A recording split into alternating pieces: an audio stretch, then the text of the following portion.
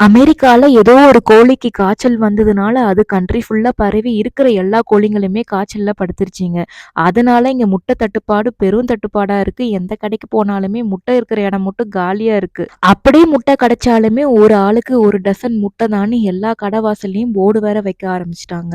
ஏன் அப்படின்னா, கடையில முட்டை ஸ்டாக் வந்த உடனேயுமே முதல் ஆளா வந்து முட்டையெல்லாம் ஆட்டைய போட்டு பிளாக்ல வித்துடுறாங்களாம். இதுல தங்க விலைய விட முட்டை விலை ஏறப்போதுன்னு வேற பேசிக்கிட்டு இருக்காங்க. இது எதுக்குடா அப்படின்னு கேட்டா, இங்க இருக்கிறவங்களால முட்டை இல்லாம இருக்கவே முடியாது. காலையில பிரேக்ஃபாஸ்ட்டே அவங்க முட்டையில இருந்து தான் ஆரம்பிப்பாங்க. இவ்வளவு சொல்ற நானே வீட்ல முட்டை வாங்கி வைக்கல.